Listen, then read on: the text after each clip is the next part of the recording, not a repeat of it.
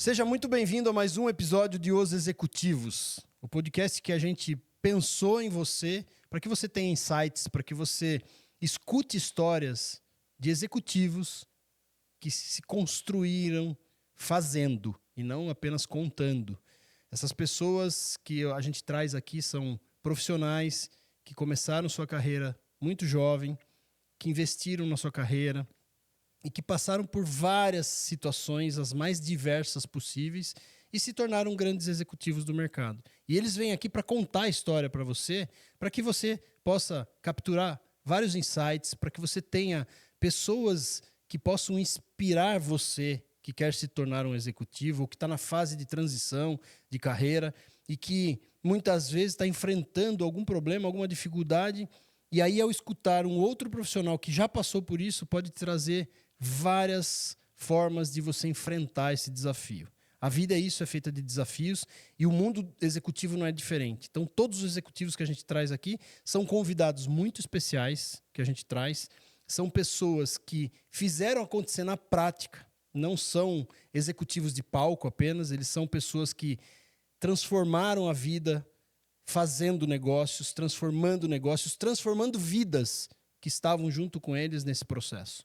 E hoje eu tenho aqui um convidado mais do que especial, porque ele é um grande amigo meu. Essa amizade já dura uns 10 anos, mais ou menos. A gente não vai contar a idade, porque ele é muito mais velho que eu. Então, eu não vou contar a idade dele para vocês. Eu tenho muita liberdade com ele. Ele é muito meu amigo. Então, eu acredito que esse podcast aqui vai ser um podcast bem mais leve e mais engraçado, talvez. Porque como eu conheço muito a vida dele, eu vou fazer algumas provocações para que ele saia da zona de conforto dele e ele conte para a gente como é que ele se tornou esse grande executivo, essa grande história que ele tem e que ele continua, inclusive, no mercado, atuando de forma bastante intensiva. E eu convido para ele tem nome de embaixador, assim, ele tem nome, o nome dele é tão bonito que parece que ele veio da realeza. O nome dele é Carlos Henrique Bandeira de Melo Júnior. Kaique, seja muito bem-vindo ao nosso podcast. Obrigado por ter aceitado esse convite e estar aqui comigo para compartilhar com os nossos ouvintes aí a tua história. Eu sei que tem uma história fantástica, eu conheço muito da tua história, né? Vou te provocar bastante hoje. Eu quero que você conte para a gente, primeiro, quem é o Kaique. Prazer mais uma vez estar aqui com você, meu amigo. É sempre bom estar contigo e trocar essas ideias é muito bom, muito gratificante. E, bom, vou começar contando um pouco da minha trajetória profissional, né? Eu desde cedo, desde assim dos 14, 15 anos, eu já me coçava para ganhar independência. Era uma coisa que já veio no DNA, era uma coisa que eu queria. E já no primeiro ano de faculdade, eu fiz economia na Cândido Mendes, no Rio de Janeiro, e eu queria começar a trabalhar o quanto antes, era uma coisa que eu tinha esse comichão, né? Mas meu pai não deixou. No primeiro ano de faculdade, falou, não, foca a faculdade, depois você começa de fato no mercado. No segundo ano eu já comecei a trabalhar. Era uma época de chamado open market, era aquelas mesas doidas de, né, pega 2 telefones, mas o cara no meio, a gente começava, e já foi uma experiência muito bacana, mas aí eu comecei a tracionar, saí de lá, né, e depois teve esse primeiro bloco da minha carreira, que eu diria que são experiências mais rápidas e dinâmicas, onde você está muito aprendendo, né, com as empresas que você trabalha. Então, eu fui numa pequena distribuidora de títulos e valores, depois fui para uma distribuidora maior, que foi a Ford, distribuidora de títulos e valores, e é muito engraçado, porque hoje a gente pensar na dinâmica que eu tinha lá é surreal. Então, assim, eu cuidava de vender letras de câmbio para clientes institucionais, pessoas físicas, no estado do Rio de Janeiro inteiro. Só que eu tinha que liquidar. Então, assim, por exemplo, eu vendia, e Juiz de Fora não está no Rio de Janeiro, né? Mas era dentro da região, porque é considerado. Eu, às vezes, dirigia até Juiz de Fora e voltava para liquidar a operação no mesmo dia. Então, assim, sem mais... Super digital, né? Exatamente. E, Kaique, agora, você sempre focou no mercado financeiro? Você sempre quis estar no mercado financeiro desde o começo? Então, meu pai era do mercado financeiro, ok. e aí... na primeira oportunidade que ele me deu, assim, que ele me ajudou a conseguir, e eu diria que tinha muito isso, né? Pô, o quem indica, e aí eu comecei no primeiro que ele me indicou e depois eu fui tracionando para outras oportunidades. A Ford eu corri atrás, só que era aquele negócio analógico mesmo, né? Vai lá, entrega o currículo fisicamente. E aí depois da Ford eu fui pro City, houve aquela junção Auto-Latina, não sei se você, né, Não é lembra. da minha época, cara. Aham, Não é da aham, minha época. Isso aí é sei. coisa da tua Aham, época, eu sei, não lembro. sei. E aí eu acabei indo pro City, fiquei no City também 1 ano, tá? A Ford foram 3 anos. E no City aí foi que dava aquela vontade de fazer um MBA fora. E eu estava indo muito bem no City. Foi a primeira experiência com gestão de Que pessoas. função você tinha no City? Eu era coordenador. E foi muito engraçado, porque quando eu entrei no processo no City, você vê que também é aquele negócio, né? Quando o mundo conspira a favor, né? O universo conspira a favor, que a gente diz. Eu cheguei a entregar meu currículo lá no City, e ele disse, que pena. O City é o Citibank, né? Citibank no Rio. Eu ainda estava no Rio nessa época. E aí a pessoa lá falou, pô, que pena, você tem o perfil para coordenador, mas fecharam as vagas, eram 6 coordenadores e aí eu digo, não, tudo bem, deixa aí, surgindo alguma coisa, me fala. Aí 1 semana depois me ligam e disseram que um dos candidatos caiu por estar negativado, né? No banco você não entra de jeito Tava no nenhum. Serasa o bicho. Tava no Serasa o bicho.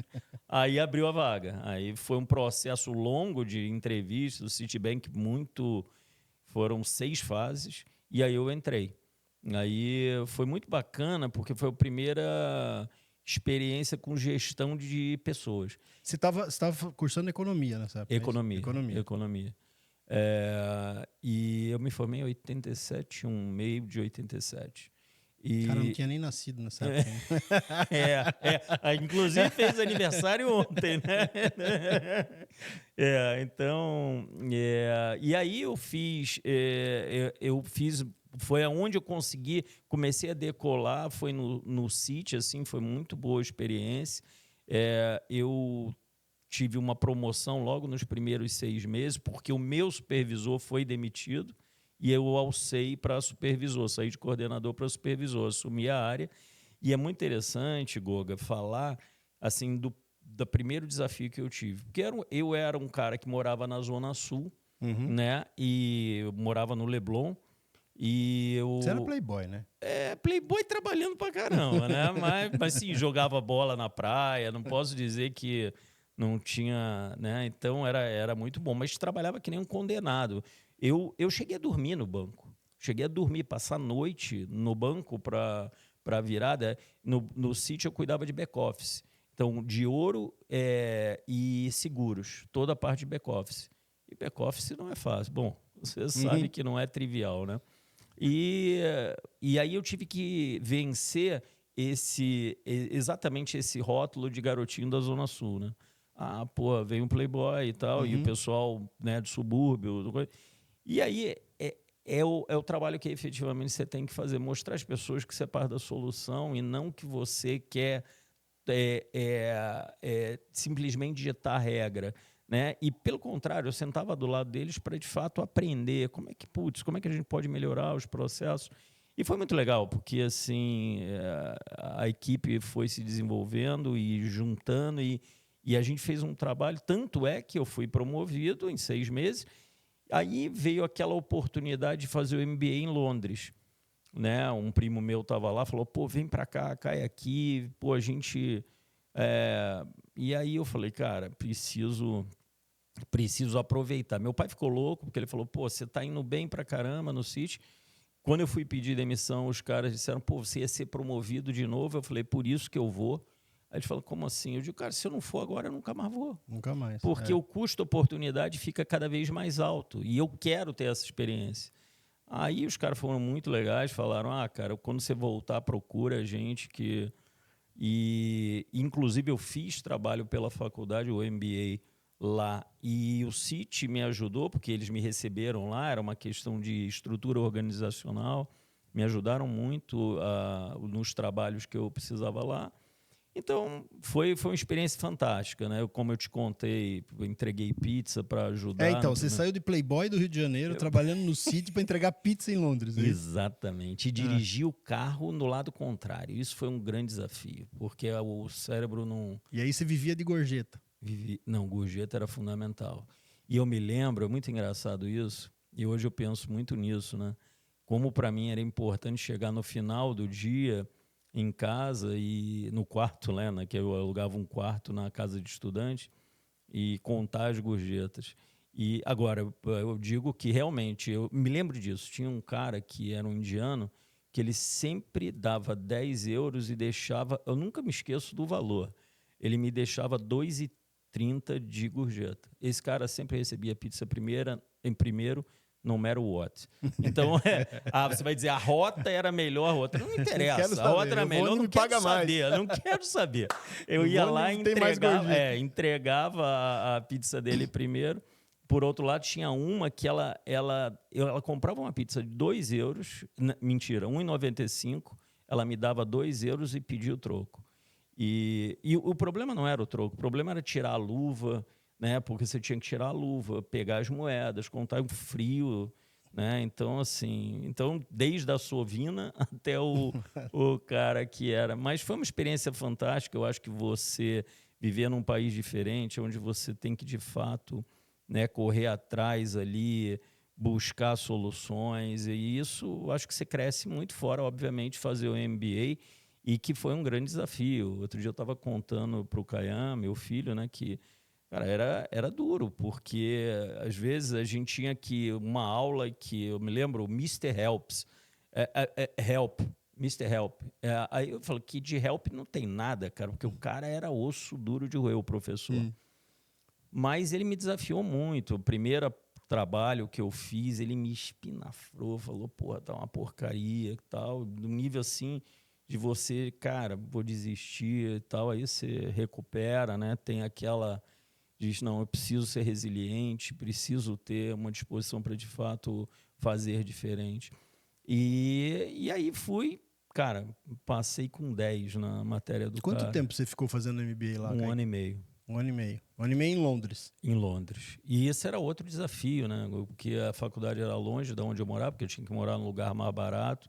Então, assim, só para você ter ideia, eu chegava a pegar metrô, trem, ônibus na mesma conexão. Então, era aquela correria. Eu me lembro uma vez que eu entrei no trem errado e eu tinha uma prova. Então, assim, eu entrei em pânico, em desespero, cara. Aí eu saí da estação, corri num táxi, que eu nem sei por que eu falei para ele que eu estava com a prova atrasada. Sabe aquelas coisas de filme? O táxi entrando pela contramão, falando, porque ele comprou a minha... Teu desespero. Cheguei na hora na prova, consegui fazer. E aí eu voltei para o Brasil, literalmente com uma mão na frente e outra atrás, porque eu não tinha nada, cara, nada. E eu me lembro bem que a minha irmã me emprestou $100 para eu começar a retomar a vida. Mas você já não morava com os teus pais, então você foi e aí... Não morava. Aí eu voltei para morar, ainda morava com eles. E aí, mas eu queria sair de casa o quanto antes. E aí eu tive 2 convites, né? O Citibank, que voltou, e o Banco Nacional na época, né? Eu estava até assistindo a série do Ayrton, me lembro bem dessa época que a gente patrocinava o Ayrton Senna. E aí e é muito interessante, esse é um ponto que talvez a gente tenha que prestar muita atenção. Você vê, eu fui contatado pelos 2 bancos e fiz a entrevista com 2 executivos. Cara, o cara do Citi me recebeu assim, eu nunca me esqueço disso. Quando eu entrei, eu estava numa salinha, ele entrou e falou... Ele nem falou bom dia, ele falou... Cara, não é porque você tem MBA, não, que você vai se achar melhor do que ninguém, juro. Ele nem deu bom dia. Ele já foi nessa linha. Extremamente arrogante. Exatamente. Já veio com o pé nos peitos. E aí, cara, tudo bem, conversei com ele. Por outro lado, eu fui no Nacional e conversei com o Conrado Engel e com o Luiz Carlos Urquiza. E, cara, 2 caras, 2 crânios. E caras sensacionais. E ao contrário, o Conrado foi para mim, que é meu amigo até hoje, ele falou assim para mim, pô, que bacana que você fez o MBA, cara, você pode vir aportar muito valor para a gente está num momento de criação, sensacional a tua experiência. Então, assim, ao contrário, ele valorizou. Aí você vai dizer, aí eu vou te contar que a proposta do Nacional financeira era 30% menor do que do Citi. Escolhi Nacional. Então, é o que eu digo, eu acho que você tem que também estar se sentindo, né, poxa, bem-vindo, né, na organização. De né? fit cultural, né? E ser valorizado até no que você pode aportar, e foi sensacional. Fiquei no Nacional num primeiro momento, fiz um projeto, aí você vai rir pra caramba, porque era captura de cheque especial pelo telefone, telemarketing. Como assim? Não entendi. O que acontecia? Lembra que o processo era muito burocrático para você abrir uma conta ao chegar no banco. Ainda né? até hoje, né? Com exceção dos bancos digitais, os bancos tradicionais ainda os, vamos dizer assim, as estruturas, o legado, né, é difícil. Mas e aí a gente estava quebrando um paradigma. Em vez de você chegar na agência e ter que preencher toda aquela papelada, a gente ligava para o cliente e já pegava os dados antes, pré-aprovava a conta. Quando ele chegava, estava tudo pronto, cheque, tudo, ele só ia pegar. Foi uma quebra de paradigma, porque eu me lembro bem quando a gente foi fazer o piloto, e era Curitiba o piloto, né? Aquela época, pelo menos, Curitiba era o foco dos pilotos. E o diretor lá falou, não, isso não vai funcionar, olha só, você tem que preencher 2 páginas de... Eu digo, sim, mas o cliente não sabe que eu tenho que preencher 2 páginas. Depende muito do script e como eu levo a conversa. E isso foi uma quebra, e foi um baita sucesso. Virou o principal canal de captura de cheque especial. Me lembro Quando você bem. diz cheque especial, é abrir conta com o cheque especial. Que era fundamental. Quem tinha crédito, entendi. Era o 100, cheque especial nacional. Tá. E aí foi um baita sucesso. E aí eu comecei a ser muito assediado, porque quem voltava... Que função você estava nessa... Gerente de produto. Gerente de produto. A minha história, minha formação é desenvolvimento de produto. Tá. Produto financeiro. Então, foi todo o meu background, foi por aí. E aí, eu fui muito assediado por consultoria.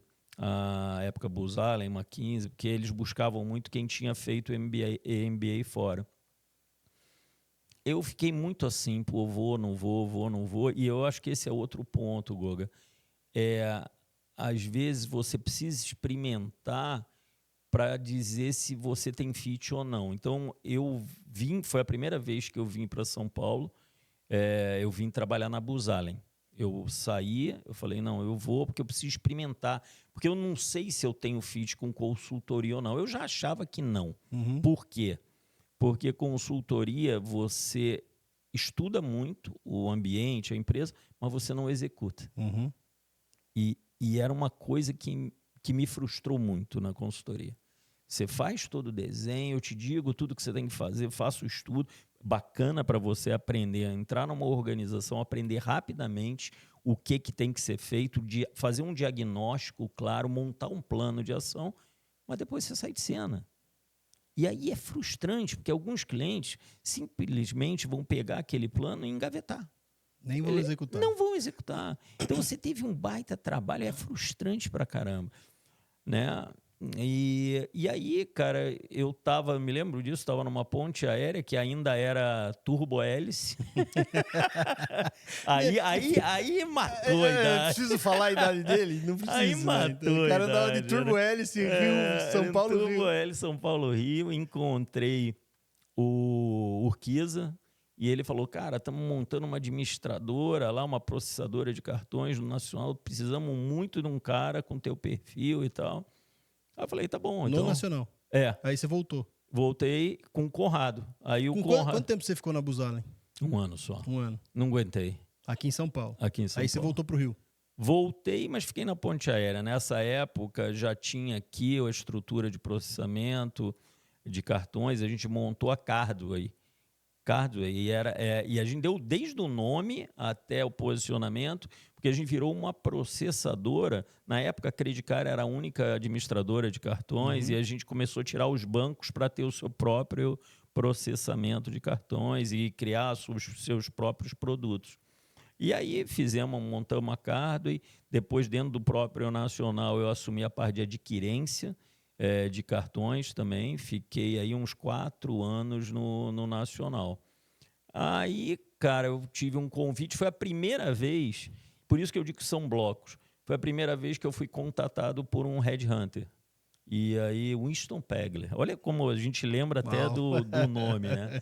E isso em 94.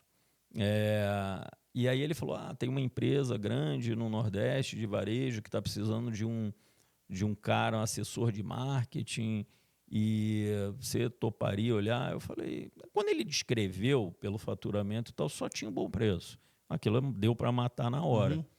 Aí ele falou, não, vai lá conversar. É engraçado, né? Porque se você pensar isso, vai lá conversar. Quer dizer, eu ia para Recife para fazer entrevistas, não dava para fazer por vídeo, não, né? Então, eu fui lá, conheci João Carlos Paz Mendonça e na mesma hora a gente conversou, ele gostou, ele fechou e falou, não, vem para ser meu assessor de marketing e tal. Aí eu me mudei para Recife, comecei como assessor de marketing dele, mas aí ele falou, pô, você conhece muito esse mundo de cartão, a gente tem um cartão aí, que era o Hipercard, dá uma olhada lá para mim. Aí eu fui, acabei montando a área de marketing do cartão, assumi marketing comercial. Por isso que eu digo, eu acho que assim, você tem que agarrar as oportunidades e tentar, e testar. Porque isso faz parte da carreira profissional. Se você ficar, né, encolhido, as coisas não vão acontecer. Você tem que, de fato, ir e, beleza, vou tentar. Encarar os desafios, né? E buscar, de fato, fazer a diferença. E aí eu fui assumindo, acabei assumindo o comercial, daqui a pouco eu assumi a gerência geral do Hipercard. Aí João Carlos chegou para mim, João Carlos é um dos grandes empresários do varejo brasileiro, né? Então, ele falou para mim, pô, eu tive lá naquela feira de varejo de Nova York, esqueci agora, é FDA, se não me engano. E aí, eu vi lá um clube de fidelização na Irlanda, Super Queen, vai lá para a Irlanda e dá uma olhada.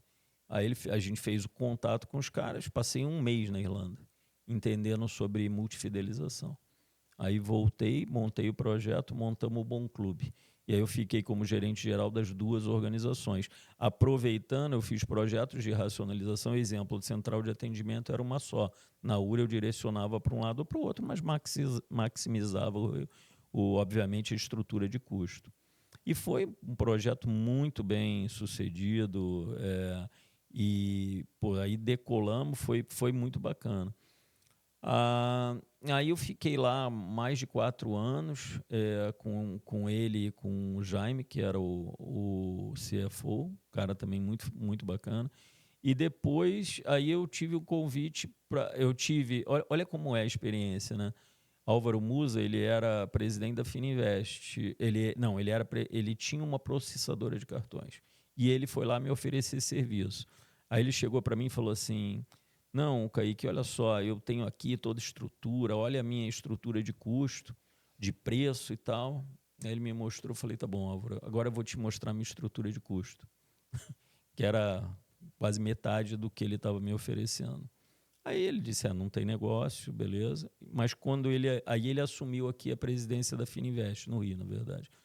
E aí ele me ligou um belo dia, mandou um headhunter me ligar, foi o Alfredo Assunção da FESA, falou assim, cara, o cara quer que você vá fazer o que você fez no Hipercard lá na Fininvest. Você estava como gerente no Hipercard? Gerente geral, gerente geral no Hipercard. das 2 empresas. Aí foi a primeira alçada a diretor executivo. Aí ele disse, não, é para você virar diretor de produtos primeiro. E aí eu vim como diretor de produtos, assumi todos os produtos da Fininvest. E, na verdade, eu vim montar a Fininvest em São Paulo, porque a Fininvest era a matriz Rio, e eu vim montar a Fininvest São Paulo. E aí, aqui perto, aqui do lado, que era o prédio aqui. E aí montamos a Fininvest, fui assumir toda a gestão de produtos da Fininvest, depois quando mudou a presidência, saiu o Álvaro e o Tosi assumiu, eu virei diretor executivo. e com toda a linha de produtos. Depois ainda tive um outro projeto, a gente comprou uma financeira e eu fiz a fusão das duas organizações dentro da Fininvest, a Finamix e a Fininvest. Assumi e fiz esse papel de fusão. E, e aí era um desafio grande, foi muito bem sucedido e eu acabei sendo acionado por outro headhunter com uma oportunidade de montar uma estrutura. Eu nunca me esqueço disso, me ligaram e falaram assim, olha, estamos buscando um cara de crédito para uma estrutura de varejo. Eu falei, não sou eu. Eu até falei assim, Passarelli me ligou. Eu falei, não sou eu não sou um cara de crédito, eu sou um cara de business, sou um cara de negócio. Então, assim, os bits e bytes de crédito, sempre tive caras de crédito debaixo de mim, mas eu não sou o cara para fazer modelo, construir modelo, eu sei entender, sei. Aí, nesse momento, ele falou, não, mas é exatamente isso que a gente quer. Aí fui conversar com a Abílio Diniz. Foi quando eu fui conversar com a Abílio Diniz. Cara, nunca me esqueço, cara, nunca me esqueço.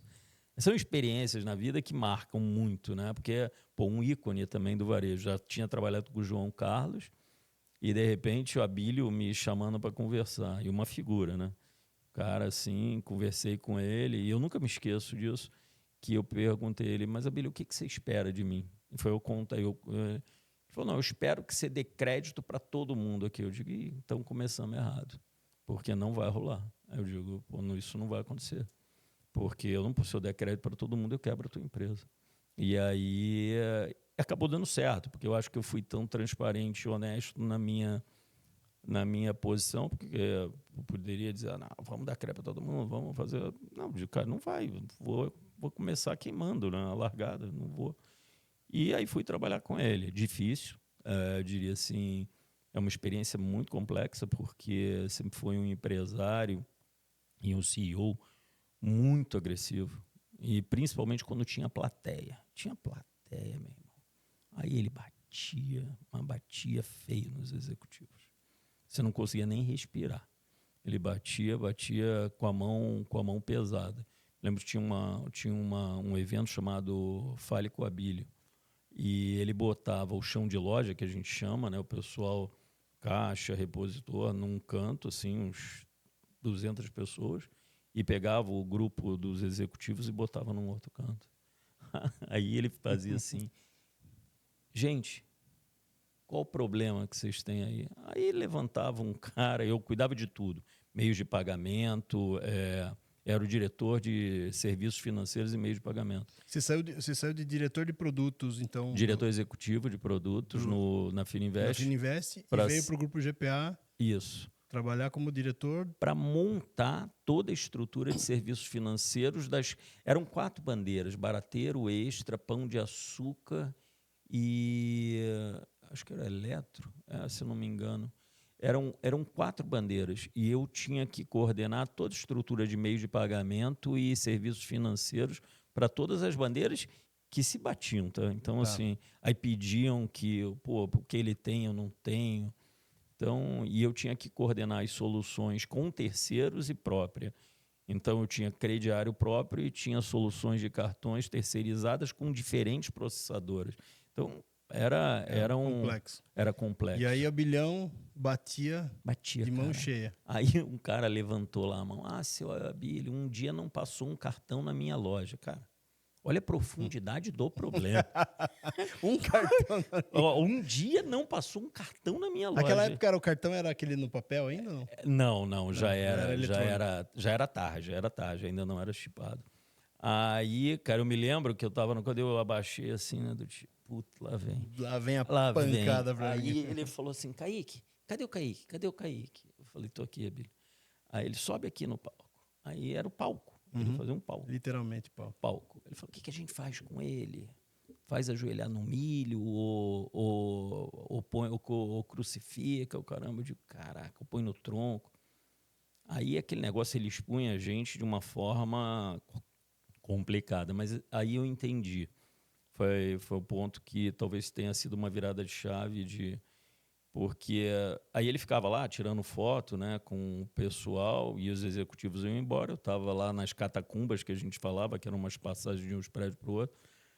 Aí ele passou por mim, eu já tentando falar com o meu pessoal de um cartão que não passou numa loja, que é um negócio bem profundo de informação para resolver. Quantas transações por dia, né? Porra. Puta que pariu, não passou. Nossa Senhora! Né? Aí ele passou por mim, bateu assim, eu me lembro. Pô, Kaique, foi mal aí, hein? Mas eu tinha que fazer isso porque o pessoal adora. Então, aí eu comecei a entender que era o personagem que ele, de fato, fazia, entendeu? Então, assim, E ele pra acredita... passar a mensagem, tipo, aqui a gente fala ao vivo, a cores, tô cuidando de vocês. Isso, exatamente. Não tô deixando, tô cobrando dos caras que estão mais em cima.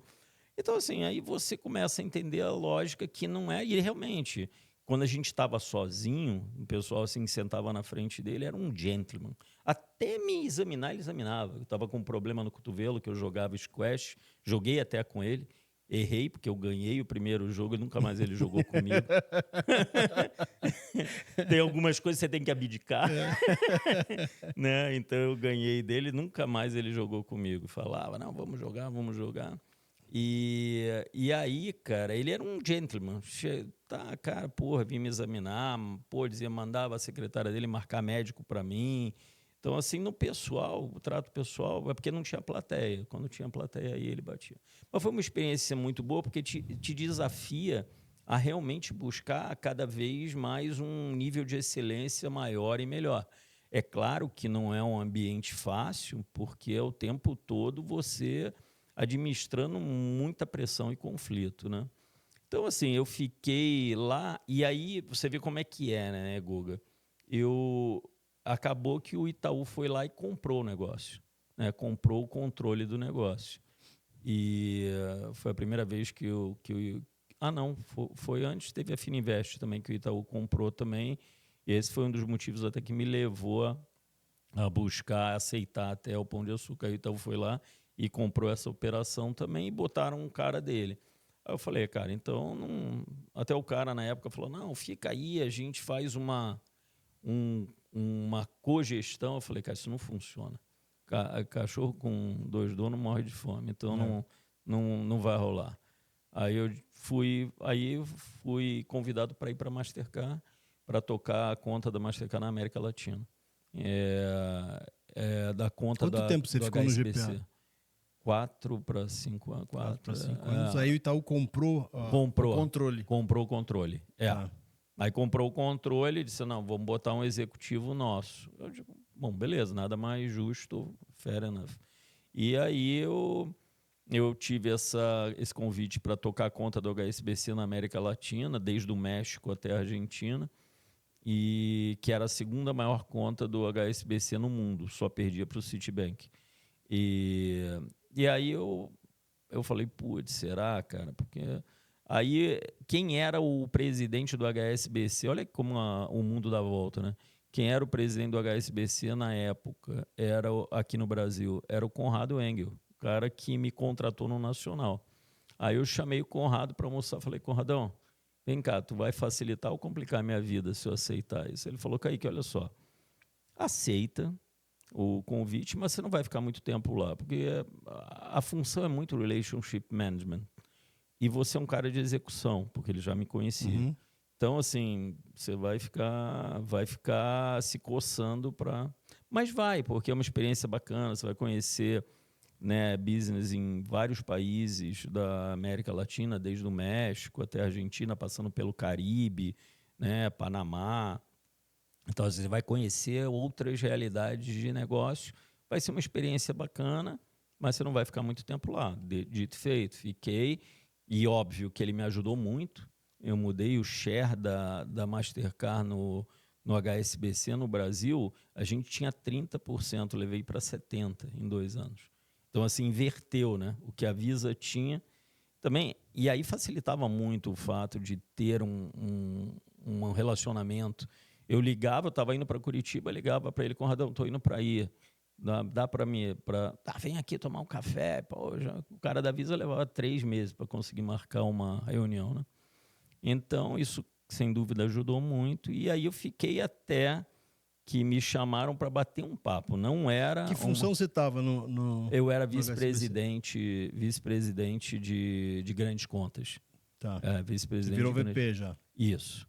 Isso que ano foi, Kaique? Isso foi 2005. 2005. 2005, fiquei até 2007, quando o Jean-Marc Pouey, que era o presidente do Carrefour no Brasil, pediu ao Ricardo Rocco, que era da Russell Reynolds, se não me engano, na época, para bater um papo comigo, que ele tinha ouvido falar muito de mim e queria conversar comigo.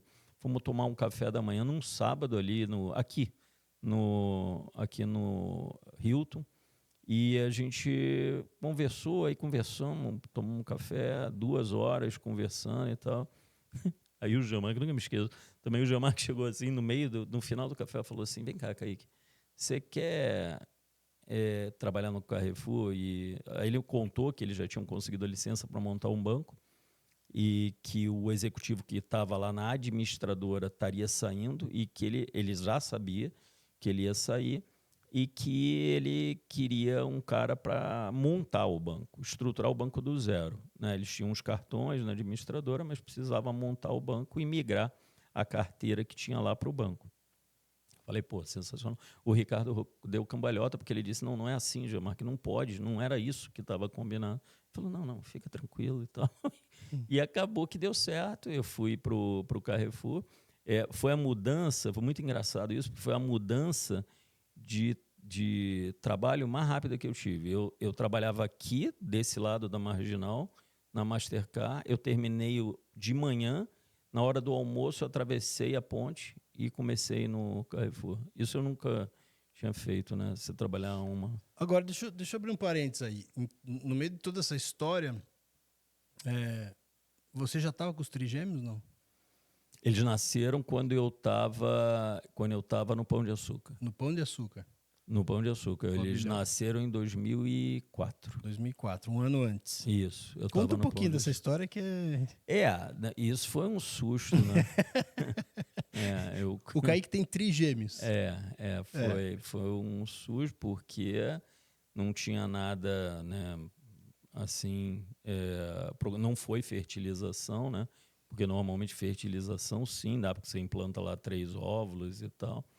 E não foi fertilização, foi inseminação, que é um processo diferente. Basicamente, você separa, né, os melhores espermatozoides e por uma cânula você joga no ovário. Mas eles que têm que se virar, né? Não é uma fecundação externa que depois você implanta. E eu até perguntei nesse processo, perguntei para o médico, falei assim, doutor, qual é a probabilidade de dar gêmeos? Eu nunca me esqueço, ele falou assim, ele falou, não, é 4%. De dar gêmeos. Aí eu falei, peraí, não, é 4%. Aí eu falei, eu disse, tá, mas, não, ele falou 20%, ele falou 20% mais do que o método tradicional, né, de um casal. Aí eu falei, não, peraí. Aí eu disse, mas qual é a chance de um... Ele disse, 4% de ter gêmeos de um casal.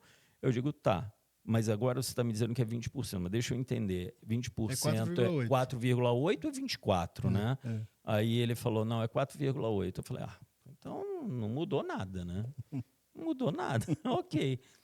Aí no primeiro ultrassom, o cara ele passando e eu filmando, né? Porque não tinha celular, né? Com câmera, eu com a filmadora mesmo. Filmando e tal. Aí ele falou, olha. Aí eu falei, olha é ótimo, porque quando você está olhando aquele negócio, olha, o primeiro são só manchas, né? Né? São 3. Aí ele falou, olha. Eu falei, olha o quê, né? Aí ele, olha, são gêmeos. Eu falei, oi, como assim? Não, são gêmeos, olha, tem dor. Eu digo, gêmeos? Eu falei, caraca, gêmeos já... Aí você começa, né? Caraca, muda tudo, Peraí, né? deixa eu refazer minha planilha, né, de orçamento aqui. Eu tava com uma conta, agora dobrou a conta, que nunca dobra, é sempre um pouco mais, né? É basicamente isso. Aí você começa e tal. Aí ele continuou fazendo e falou assim... Aí ele botou a mão na boca, ele falou assim... Aí eu falei, que foi, doutor? Aí ele falou, olha. Eu falei, não, olha de novo não, né, pô? Cara, eu não entendi a primeira vez, hein?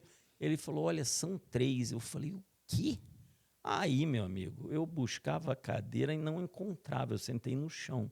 Eu falei, cara, 3? como assim? Aí a cabeça, a planilha, né, começou a girar. Eu falei, é carro, é apartamento que não vai dar. Aí, né, você começa a racionalizar, né? Aí ele falou, deixa eu ver se eu acho. Eu nunca vi. Deixa eu ver se eu acho Não, mais não, não. um. Eu digo, ó, se achar, vai. Aí foi uma gravidez complexa, né? Porque três trigêmeos é pesado e uma gravidez de risco. E eu me lembro que eu me mudei para um quarteirão do Pão de Açúcar para poder estar perto, né? Então, assim, no almoço eu ia. Imagina, você como executivo. E era pesado, era uma pauleira no Pão de Açúcar. Mas deu tudo certo, né? Nasceram com 34 semanas. O Caian, que você conhece bem, nasceu com 1,2 kg. Então, assim, nasceu um pacotinho de açúcar, né? Então, mas ficaram, né? Ele e a Nai ficaram um mês na UTI. A Maria Morena, ela saiu com 5 dias. Então, ainda tinha isso, né? Ficar trafegando entre o hospital e coisas. Mas aí foram se desenvolvendo bem, graças a Deus. Hoje estão com 20 anos e, né, vão fazer 21 em março. Então, assim, estão super bem. Mas foi um desafio grande, porque atrelado a toda a gestão de carreira, né, de profissional, eu tinha um desafio enorme dentro de casa para lidar com essa dinâmica que não é trivial. Quando eles nasceram, eu tinha mais de 3.000 fraldas estocadas, 3.040 fraldas. Eu me lembro que eu fiz o inventário. Isso é bem nossa.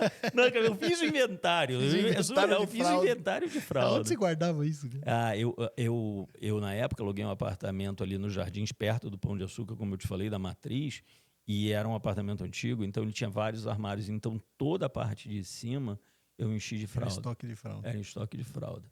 Então, assim, quando tinha, me lembro aqui também na Berrini, a Nestlé, eu consegui um amigo que tinha acesso à lojinha da Nestlé. E eu tinha que comprar leite Nan. E não era caro pra caramba.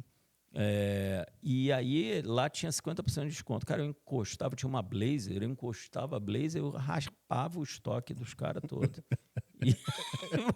Então, assim, promoção de fralda. Era atacadão mesmo. Lá, promoção de... atacadão. Nossa, cara, aí você começa a planejar todo... Não, e eu acho que, cara, um desafio interessante era botar 3 cadeirinhas atrás no carro. Eu era parado na garagem do prédio. Você é o pai dos trigêmeos? Pô, você me ajuda aqui a botar a cadeirinha. Botar uma cadeirinha? Pô, isso é moleza, meu irmão. Quero ver você botar a terceira no meio. O braço tinha que entrar para botar... Né? E não eram tão modernas como são as de hoje, né? Então, esse foi um desafio grande. E aí, pô, depois eu estava na Master, né? Fui montar o Banco Carrefour. Eu diria que esse foi um dos desafios mais bacanas que eu tive, porque, de fato, foi montar o banco. O que é mais difícil, montar um banco ou criar 3? Eu costumo dizer que os desafios são similares. Não é trivial mesmo. E estruturar o banco, assim, foi muito bacana, porque eu acho que esse é uma coisa que deve se prestar muita atenção, é a estruturação de time, de equipe. E a Renata, que era a responsável por RH no Carrefour, né, na época, ela mesma fala, ela disse assim, cara, a grande conquista que ela via que era estruturar um time de alta performance. Então, assim, eu consegui trazer profissionais muito bons em cada uma das áreas e a gente conseguiu fazer o banco funcionar. Eu me lembro que o meu diretor de TI, quando eu trouxe, ele fez o diagnóstico, ele falou assim, Kaique, isso aqui está amarrado com barbante. Eu nunca me esqueço. E aí eu falei, pois é, eu te trouxe para amarrar isso aqui com fio de aço, então vamos ao trabalho. Então, assim, e eu acho, Guga, que eu ouvi, eu estava num encontro na semana passada, de um grupo que eu participo. G100? G100, isso, exatamente. A gente fez lá no Roda Viva, no cenário do Roda Viva, foi muito legal. Para quem não sabe, pessoal, o G100 é um grupo de 100 empresários super influentes e CEOs que o Kaique participa. Então, é um grupo fechado, onde eles têm discussões sobre temas relevantes. E é muito bacana, porque a gente troca ideias de diversos setores, né? Diversos setores. Então, tem gente da indústria, tem gente do varejo, tem gente, né, do sistema financeiro. E então é muito rico e né, só C-level. Então é muito interessante, a gente discute. E nesse, o engraçado é que exatamente nesse último, a gente estava discutindo todo esse papel de liderança, né, de evolução de carreira, de gestão de pessoas, e estava lá o Cabreira, que é um cara fantástico, e ele falou uma coisa que me marcou muito, que ele falou assim: talento não fica onde não tem autonomia. Então, assim, cara, eu até anotei, eu falei, porque depois eu estava falando com o diretor de RH lá do Matheus, falando, cara, esse é um ponto extremamente relevante, e eu assino embaixo. Então, assim, você trazer talentos e não dar autonomia, isso você vai perder os caras. Porque você mata, né, o talento. Você mata, porque o cara se frustra, né? Se frustra. Não consegue realizar. Porque eu acho assim, beleza, você discute, espreme, meta, desafio, cara, mas depois larga, diz, cara. E eu sempre trabalhei assim, Voa, beleza. né? Vamos discutir aqui qual é a meta, qual é o plano. Beleza, acordamos, discutimos. Beleza, agora me deixa trabalhar.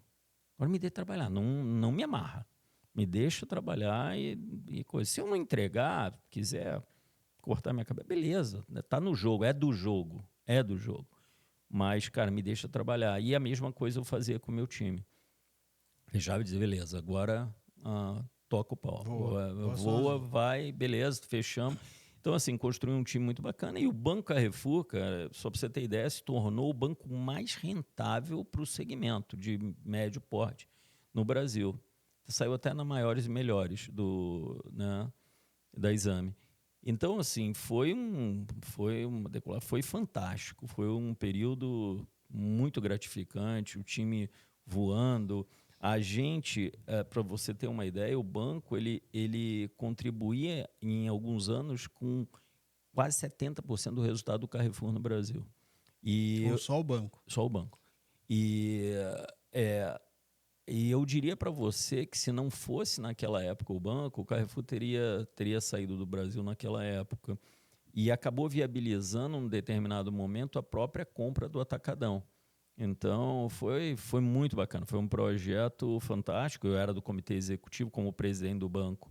Aí já era C-level. Você já era o CEO do banco, né? CEO Você do banco. Montou o banco. Isso, Kaique, antes da gente avançar um pouquinho, explica para o pessoal, eu conheço um pouquinho desse bastidor, como é que é montar um banco no Brasil? Então, cara, você vive ali num cenário bom, na época pelo menos, cenário de regulamentação muito pesado, né? Então você tem que ter uma estrutura de compliance, de controles internos, toda a estrutura de processamento muito forte, muito alinhada. O Banco Central, eu diria que é um dos órgãos reguladores de maior competência no Brasil, de fato. Então, assim, eu tinha uma relação muito boa com o Banco Central, mas que era muito cobrado. Eu me lembro de um evento, a gente estava lançando um cartão, e aí você conhece bem, é o seu métier, e a gente estava migrando de processadora e os diretores tiraram o cartão para fazer Family and Friends, né? Para fazer transação, para testar. E ok, fizemos, eu comprei, paguei a fatura, só que na contabilidade, erraram na contabilidade e não lançaram, não fizeram abaixo. Resultado, o meu cartão entrou em rotativo. Estatutário não pode financiar dentro do próprio banco, eu era estatutário. Cara, eu fui chamado pelo Banco Central em Brasília. Mas, só para você ter ideia, era uma transação, juro, assim, de R$60. Era isso. Você ficou devendo, pelo sistema você ficou devendo. Eu rotativei, né? Entrou no... Exatamente. E aí eu falando, cara, mas, João Henrique, cara, tá vendo que... Ele disse, cara, não é o valor, é o conceito. Você não pode, é coisa e tal. Aí ele falou, cara, por todo coisa, vamos relevar nesse momento, mas não deixa esse tipo de coisa acontecer, porque isso pode virar um processo administrativo. Olha o nível da... Eu só estou citando isso de governança e de... O que eu fiz? Mandei todos os diretores. Tira, nenhum diretor estatutário pode participa de... Exatamente. Tira, não tem. Aí depois a gente conseguiu fazer um flag que não tinha rotativo para o diretor estatutário. Então você não financiava e tal. e era débito em conta, então criamos depois mais na frente. Mas teste nem pensar. Então, assim, é desafiador porque você tem que amarrar muito bem os processos. Você, de fato, não pode errar. Você tem muita questão de governança, de entrega de informações, de relatórios. Você não pode cometer equívocos porque você tem um órgão regulador muito atuante e muito competente. Então, assim, foi um desafio grande, porque é uma instituição financeira dentro de uma instituição de varejo. E eu acho que um ponto relevante, Goga, é que eu tinha que contratar, e esse foi um desafio, contratar profissionais do sistema financeiro numa estrutura de varejo. No primeiro momento, eu tive muita dificuldade porque não entendiam que o salário, que os benefícios eram diferentes. Então, assim, como é que eu contrato um cara do sistema financeiro com os parâmetros de varejo? É impossível. Impossível. Então, eu tive que convencer o varejo e dizer assim, cara, isso só decola se a gente apartar e dizer isso aqui é uma instituição financeira. Isso, e é diferente. Então, e aí passou por tudo, até premises. A gente estava dentro da estrutura aqui do outro lado, que era a matriz do Carrefour, do outro lado da Marginal, e a gente estava no mesmo ambiente. Em determinado momento, o Banco Central falou, não, tem que estar apartado. Então, a gente pegou a estrutura toda de um andar com catraca diferente, fizemos toda a estrutura apartada, até por questões de sigilo e tudo isso. E aí foi derivando. E uma coisa muito bacana, que num primeiro momento, a operação de serviços financeiros aqui do Brasil era a 5ª ou 6ª colocada nas operações de serviços financeiros do Carrefour no mundo. Vários outros países tinham operações de serviços financeiros, a França e a Espanha era a 1ª e 2ª colocada. Cara, a gente conseguiu chegar em primeiro. Eu nunca me esqueço, eu fui na França fazer uma apresentação, fiz um pódio. Fiz um pódio com o Brasil em primeiro, a França em segundo. Botou a França em segundo. Nossa, você pode imaginar os franceses, cara, queriam me matar, mas foi assim, uma experiência fantástica, foi de uma entrega muito bacana, muito bacana. Agora, Kaique, até esse período, então, você saiu lá do Playboy do Rio de Janeiro, foi entregar pizza em Londres, voltou, começou a tua carreira e chegou a CEO, montou e virou CEO de um banco. Durante esse período todo, aonde o Kaique errou, falhou, teve que ser resiliente, quais foram os percalços que você teve durante esse período até chegar a esse auge que foi, montei um banco do zero e me tornei o CEO desse banco. Eu sei que você tem mais história para frente, que a gente vai explorar mais um pouco aqui suas histórias, que eu sei que você avançou em várias coisas, inclusive hoje você ainda é executivo, né? Você é conselheiro executivo e tal. O que foi tua experiência ruim? Quais foram os aprendizados até chegar nesse ponto?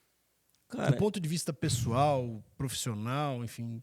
Eu acho que às vezes tem um certo equilíbrio, né? Às vezes entre vida pessoal e profissional, mas em determinados momentos, de fato, é muito necessário você se doar, né, profissionalmente, se você quer, de fato, alçar voos maiores.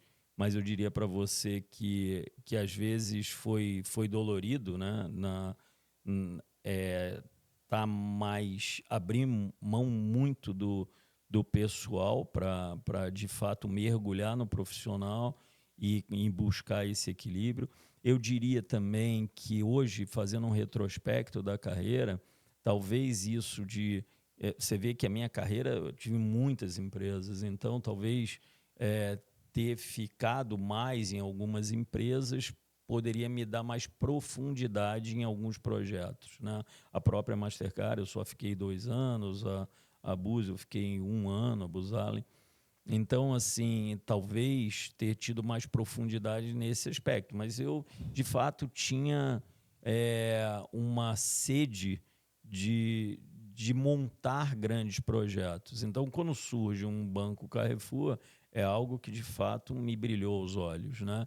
E ainda bem que eu fui, né? Então, eu diria que no percurso, talvez essa migração, né, que eu acabei pulando de muitas instituições, por outro lado, me trouxeram até o patamar de C-level, né? Talvez se eu tivesse ficado muito tempo numa organização, não sei se teria dado esse resultado.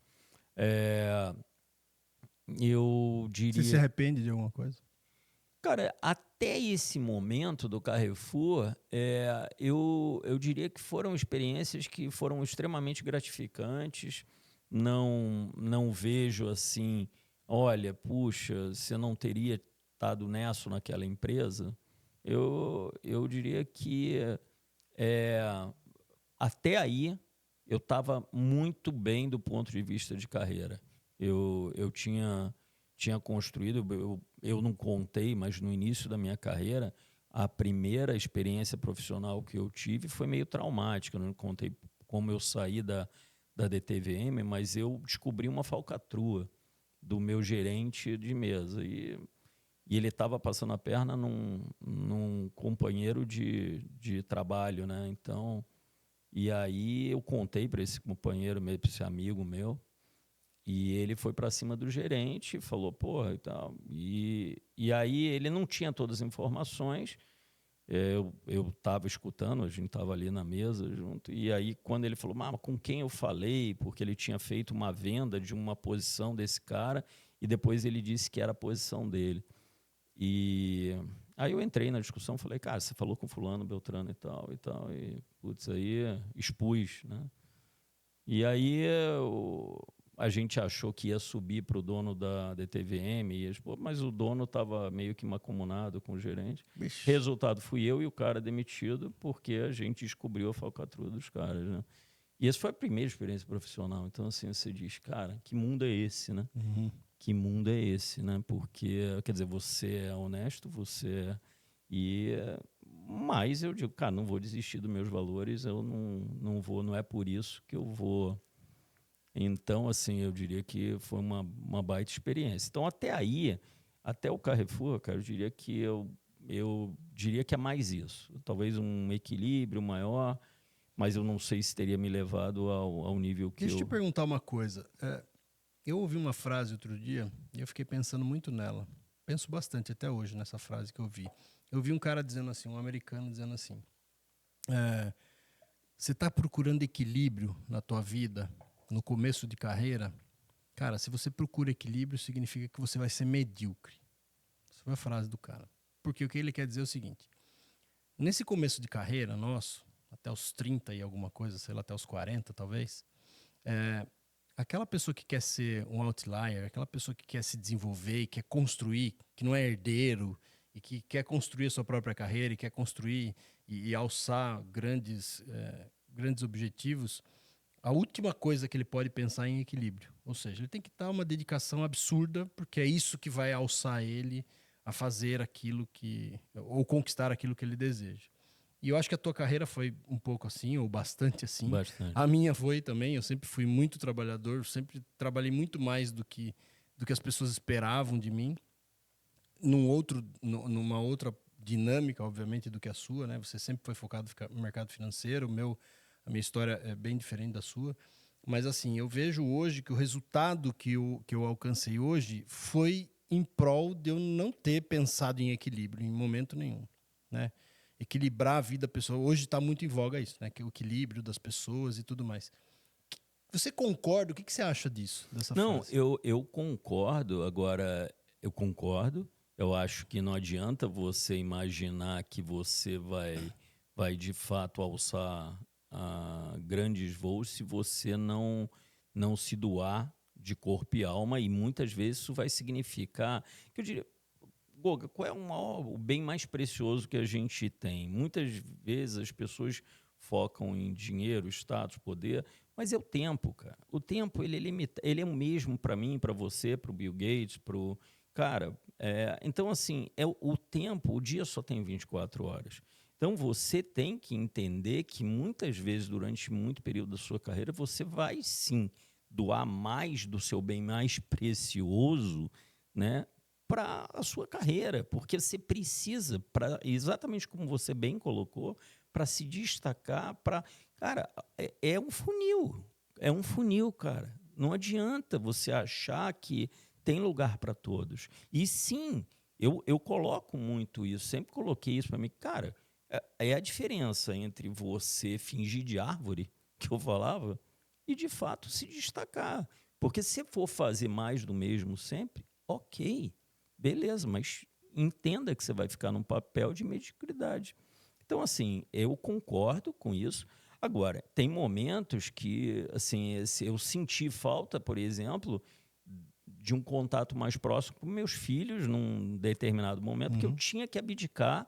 Então, eu ficava entre a cruz e a caldeirinha em determinados momentos, e que não é trivial, né? Nós somos seres humanos. Sim. Então, assim, quando eu falo no equilíbrio, é nesse sentido. Agora, dizer, olha, vou ter uma vida de, sabe, de total equilíbrio. E eu acho, assim, sinceramente, eu acho que esse negócio é bonito pra caramba de dizer, olha, eu não tenho que buscar o meu propósito. Cara, pô, tem que cair um pouco na realidade, né? Então, assim, a gente precisa, de fato, se doar, porque eu acho que é legal, pô, o propósito tem muito mais a ver, para mim, com os valores da organização a qual você pertence. Porque, assim, você ficar nessa de dizer, olha, a minha vida é só, sabe, eu tenho que correr no parque, eu tenho que fazer, eu tenho que equilibrar tudo, porque a vida é uma só. Cara, então, beleza. Entenda aonde você vai chegar. Do que você está abrindo mão, né? Do que você está abrindo mão e quais são as escolhas que você vai fazer. Eu acho que sim. Eu não consigo, e essa foi uma experiência muito traumática para mim, de fato, é trabalhar em empresas que eu não divida valores. Isso, para mim, é uma violência. Isso, para mim, é uma violência. Eu nunca tive e não estou disposto a trabalhar em organizações as quais eu não compartilho os valores. Porque aí, sim, para mim, é uma grande violência.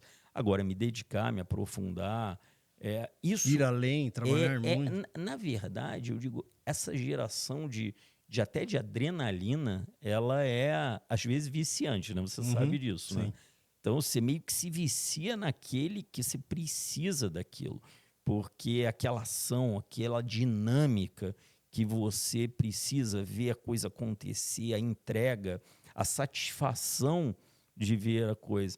Então, às vezes, você diz assim, não, poxa, eu vou botar só porque tem que ser equilibrado, balanceado. Então, cara, ok, mas não crie uma expectativa. É uma escolha, né?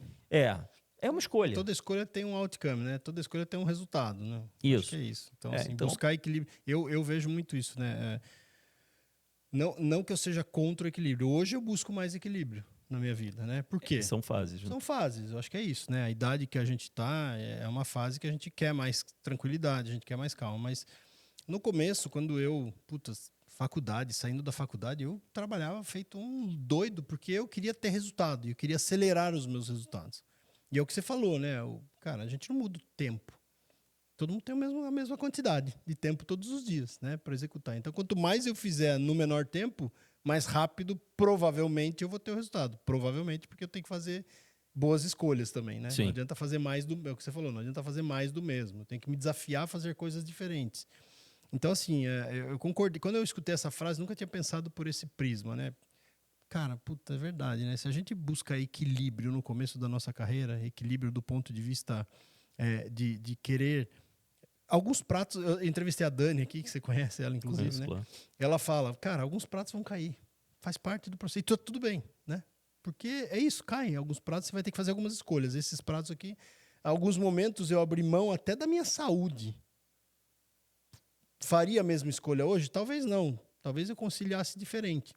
Mas em alguns momentos, em função do projeto, do que eu tinha que entregar, da responsabilidade, do compromisso que eu tinha, eu tive que abrir mão e fui perceber depois que eu estava abrindo mão da minha saúde.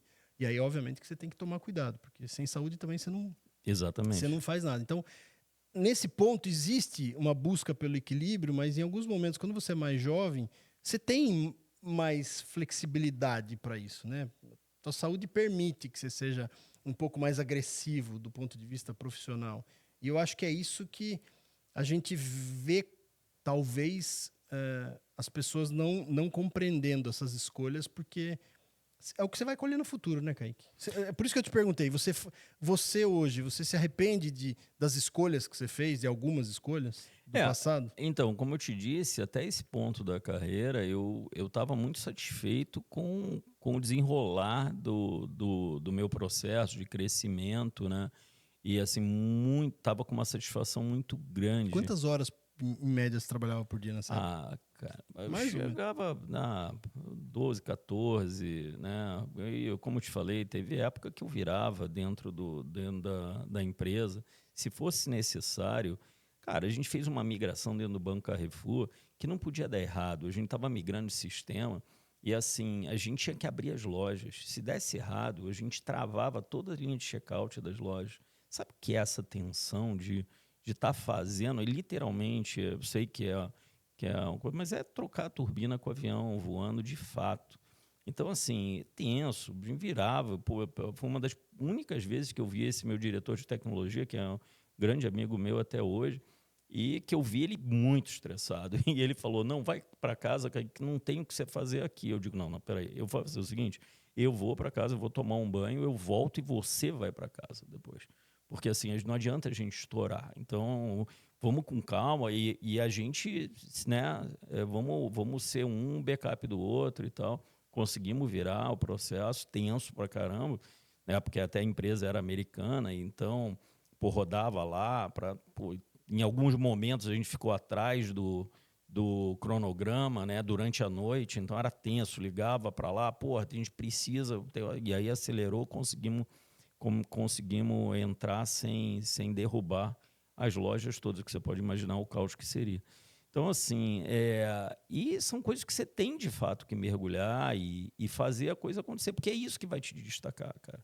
Se você quiser, ok, eu não tô aqui dizendo que não pode ser feita outra escolha, mas, cara, não dá para você criar uma expectativa que você vai ter um resultado diferente fazendo da mesma forma. Cara, se eu não me engano, foi Einstein que disse, né? Fazer a mesma coisa da mesma forma e esperar resultados diferentes é sinal de insanidade. Então, assim, não dá. É isso. Se você vai fazer a mesma coisa da mesma forma, o resultado vai ser o mesmo. Então, é uma questão de escolha. E eu não estou dizendo que você não pode escolher diferente. Eu acho que você só tenha em mente que são escolhas. E ok, tem gente que, não, eu não quero esse tipo de vida, esse nível de estresse para mim. Beleza.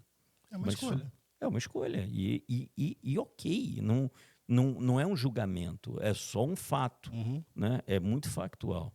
E aí você me perguntou, pô, o que você se arrepende? Aí sim, aí eu fiz foi aonde eu troquei de perna na minha carreira, quando eu tive um convite para sair do Banco Carrefour. Ali eu acho que eu troquei. Tinha toda uma questão que eu não estava bem com o meu gestor na época, né? Eu me reportava para o presidente do Carrefour no Brasil e a gente tinha crenças muito diferentes, por isso que eu falo de valores. Eu me lembro que ele queria aprovar todas as contratações do banco. Imagina, eu era o CEO do banco e, obviamente, tinha 3.000 funcionários, tinha uns 2.700 na promotora, tinha uns 300 no banco, né, para estruturas diferentes. A estrutura de venda estava na promotora. E ele queria aprovar, eu disse, cara, pô, não é... Aí tá bom, 7 horas da manhã estava lá aprovando com ele. Esse era outro aspecto, né? O varejo trabalha 24/7. E aí ele chegou para mim e falou assim mesmo, disse, cara, não vou aprovar. Eu falei, como não vai aprovar, cara?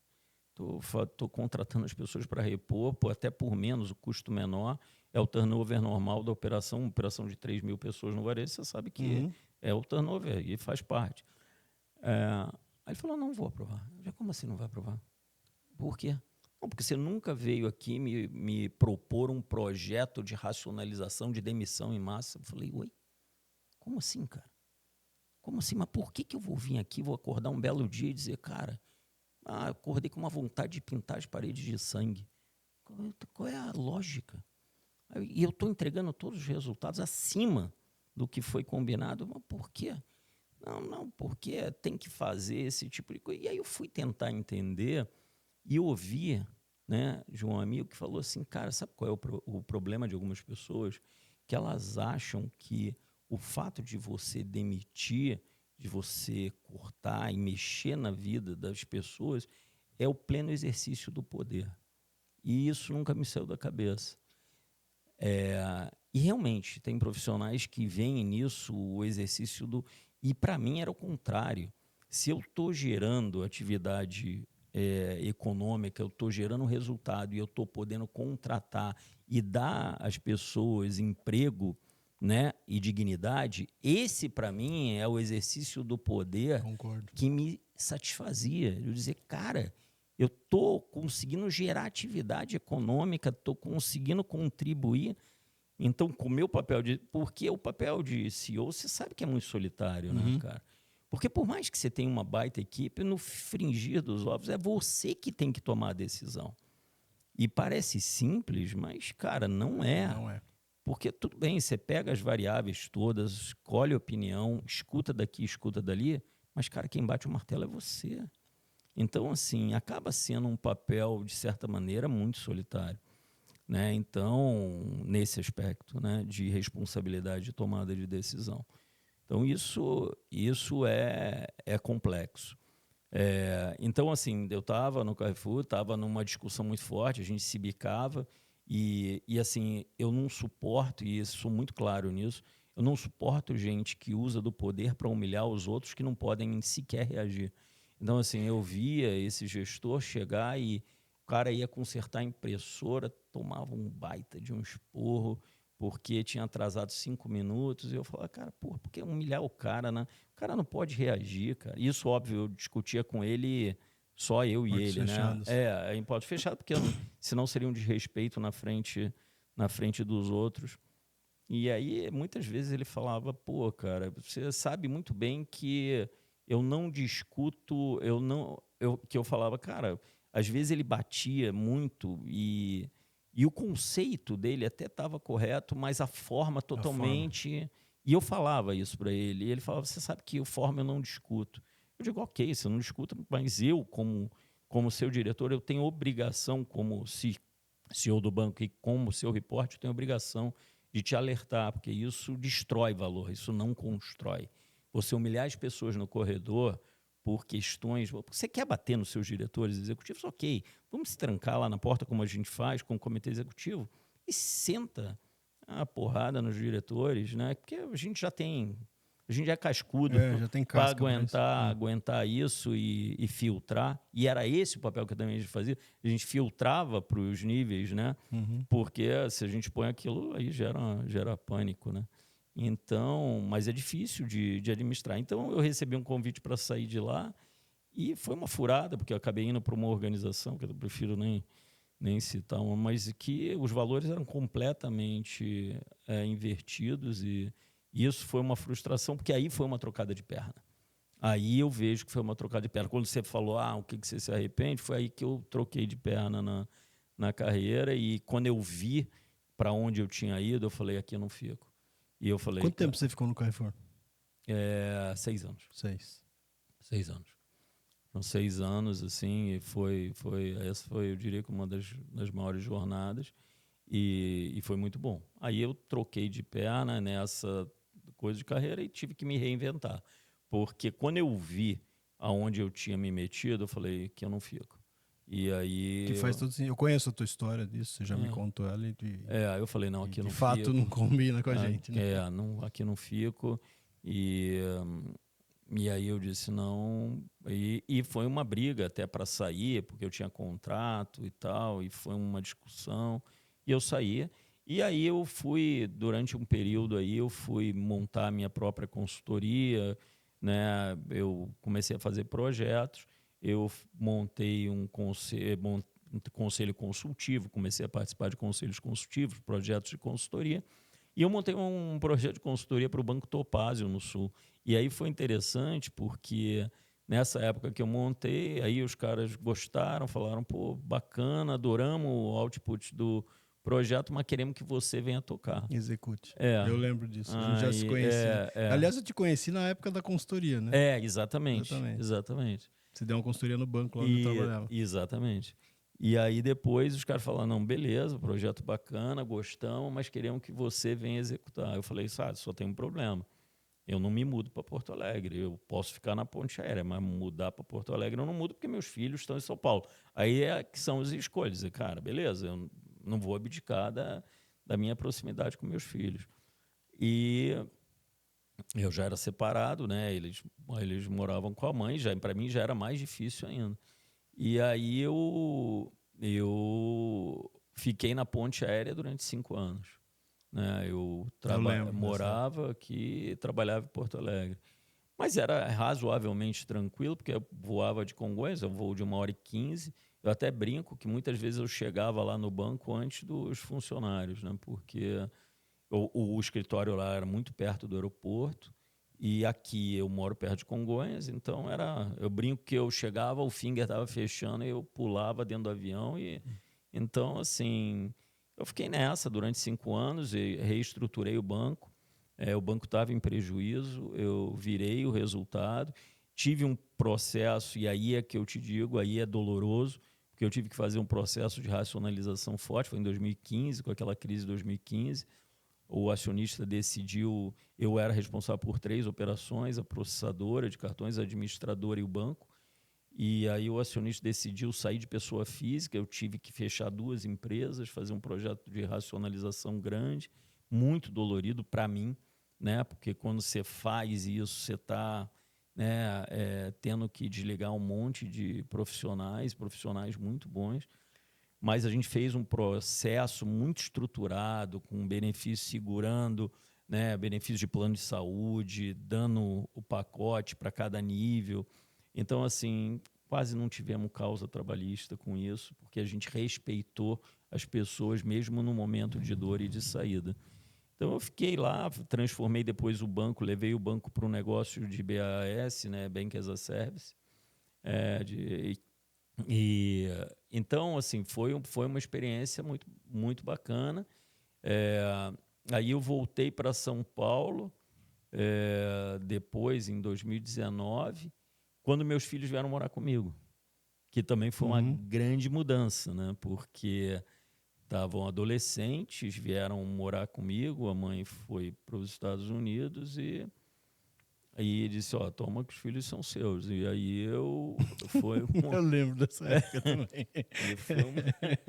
Porque aí o que acontece, né? Eu me separei, eles tinham 3 anos, eles moraram com a mãe durante 12 anos e de repente vem morar com o pai, onde as regras são completamente distintas, são ambientes completamente diferentes, e foi difícil. O primeiro ano de adaptação, eu, né, com a minha esposa, a atual, e eu tenho uma enteada, então, assim, a gente acabou juntando 2 famílias com formações distintas e num momento crítico. Aí, para piorar, veio a pandemia. Né? Aí, 2020, aí fechou todo mundo, agora 21, vocês vão ficar juntinho aí. 2020, 2021, com 4 adolescentes em casa, os hormônios saindo pelo ouvido e você com todo mundo trancafiado. Aí, cara, aí é o desafio maior do que tocar um banco. 2 bancos. Aí, nessa época teve uma brincadeira nossa ainda, né? Você lembra que a gente montou um escritório de investimento? Sim, exatamente. E aí veio a pandemia. Aqui no prédio, de agente autônomo e tudo. E eu acho que esse foi um ponto relevante que a gente também viu, e a gente divide os valores, que a gente se recusava a empurrar produtos que não fossem adequados ao cliente. Exato. E aí o negócio acaba, muitas vezes, não se viabilizou. A gente disse, então vamos sair dessa brincadeira, porque não dá, as pontas não fecham. Não combina com a gente. Não combina com a gente. Não vamos empurrar COI, CRA, CRI, que não funciona, mas é rentável para o escritório. Sim, mas não é para o cliente, não é legal para ele.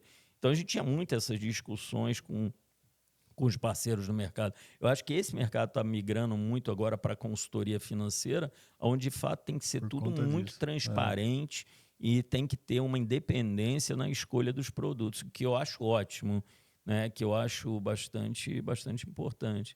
E aí começaram a pintar os conselhos também, vieram. Eu hoje estou no Grupo Mateus como conselheiro desde 2020, no meio da No meio da pandemia. pandemia, você assumiu, Veio né? o convite, tive que ir lá para São Luís. Você participou do IPO deles, né?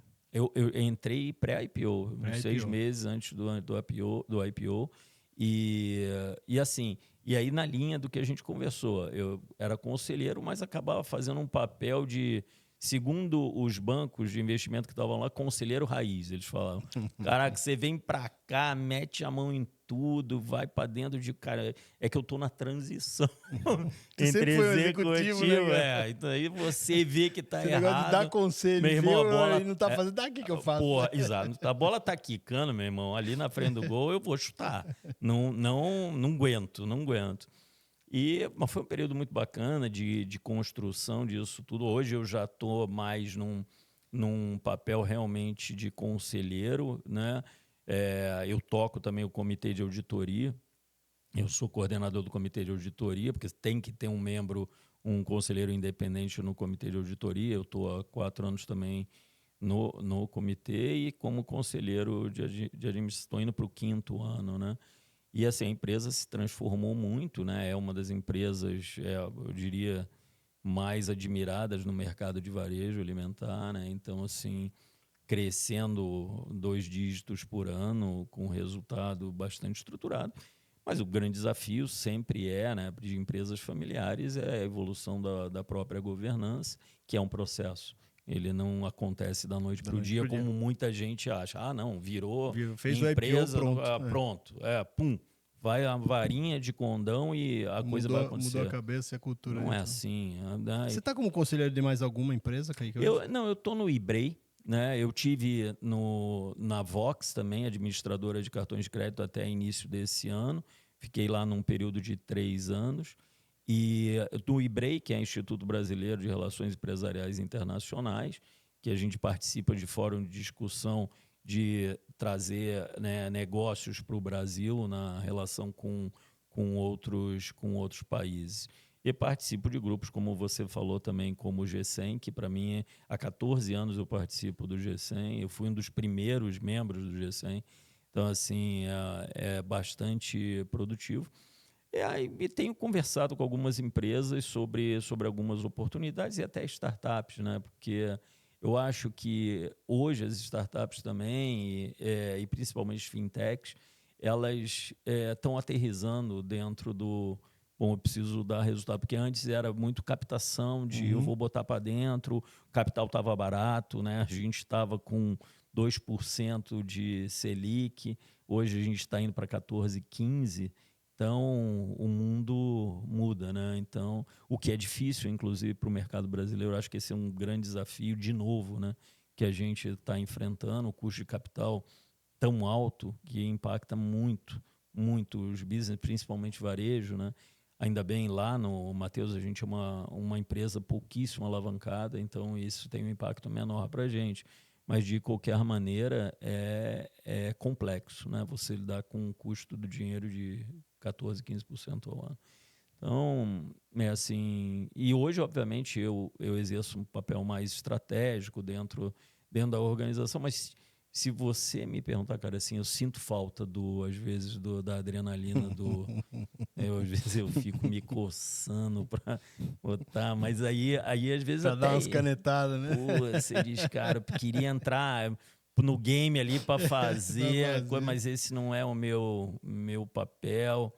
Então eu tento trabalhar dando de fato um coaching, né, catalisando junto com os times para que de fato eles possam entregar, mas que dá uma coceira às vezes. Kaique, a gente já está chegando quase ao fim aí. Sim.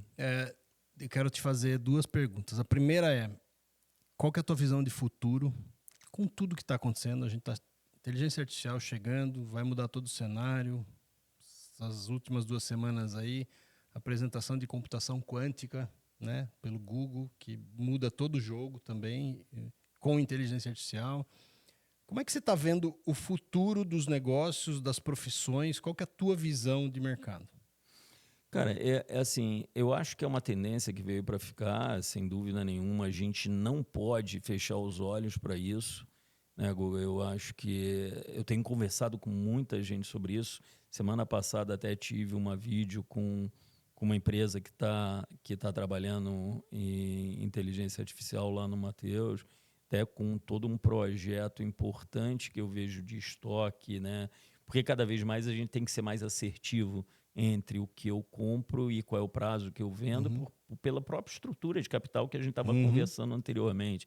E eu acho que a inteligência artificial vai poder ajudar muito em todos os processos. Mas uma coisa que eu sempre ouvi, e aí vou trazer para cá, do próprio Abílio, do saudoso Abílio, é, cara, o business ele é formado de processo e gente. E a gente não pode esquecer isso, que por trás da própria do uso da inteligência artificial, você sempre vai ter o ser humano.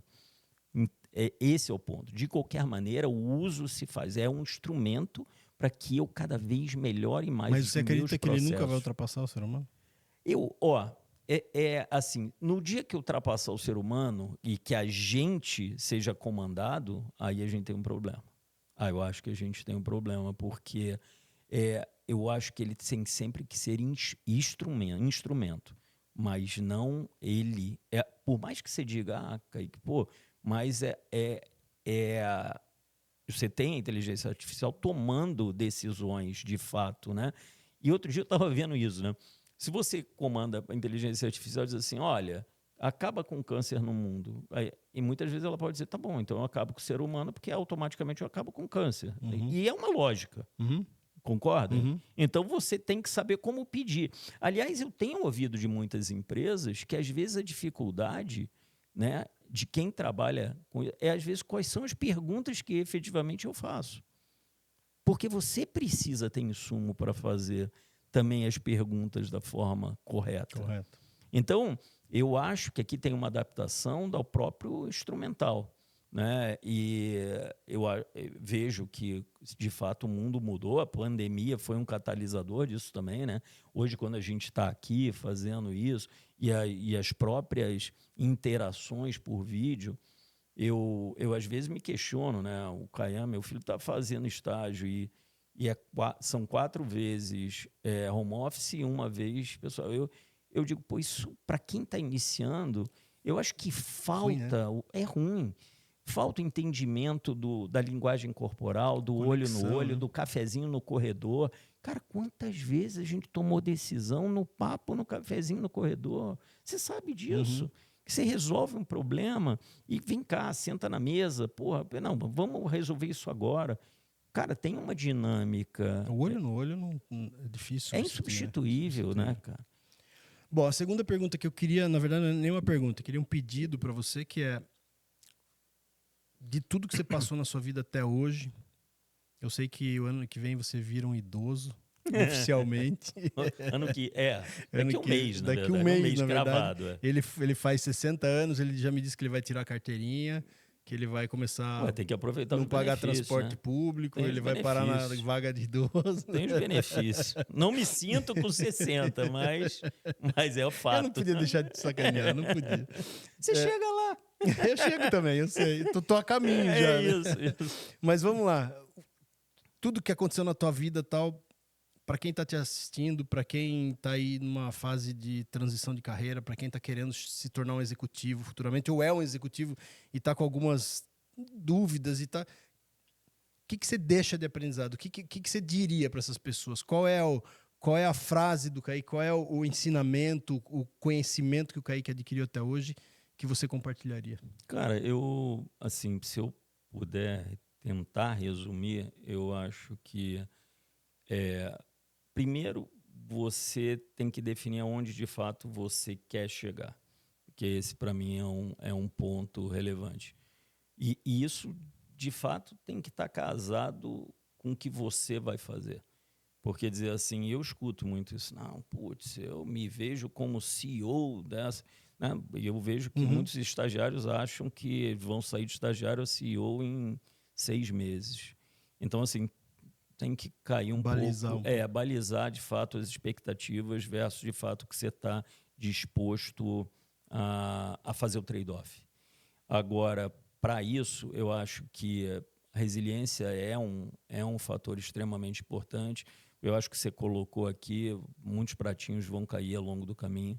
Não é um gráfico de linha reta, de subida. Você é muito mais uma montanha-russa. Você vai ter quedas ao longo do caminho e você tem que saber se levantar. Isso faz parte até do processo de amadurecimento, crescimento e aprendizado. Então, isso é fundamental. Mas eu diria que assim, uma das coisas que mais permeou a minha carreira ao longo do caminho é escolher as pessoas certas para estarem junto de você ao longo do caminho. E aquelas pessoas que você...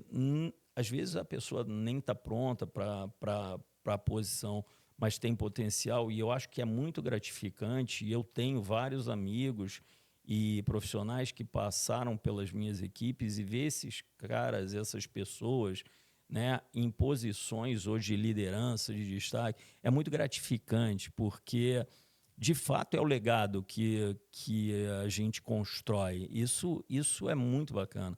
Porque eu, lá atrás, eu pensei em ser médico, porque eu dizia, meu avô foi médico, e eu dizia, putz, isso é uma profissão que eu posso, né, de fato, contribuir com a vida de muita gente. Mas, como executivo, também. Eu muitas vezes me questionava, mas eu estou construindo aqui um legado que é, de fato, conseguir, né, gerar atividade econômica, gerar, de fato, oportunidade para que as pessoas possam crescer. E se você pode fazer isso, de alguma maneira você está ajudando a construir um mundo melhor, né? Então, assim, isso é gratificante. Eu tenho, né, centenas de pessoas que trabalharam comigo, que até hoje me chamam chefe de chefe.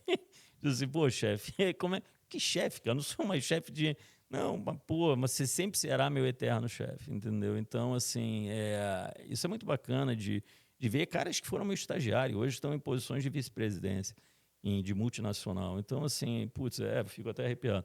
De ver, é muito gratificante de ter podido, de alguma forma, contribuir para a formação dessas pessoas. Mas eu diria que é fundamental, escolha bem as pessoas e as empresas que possam, de fato, dividir os valores que você, de fato, acredita.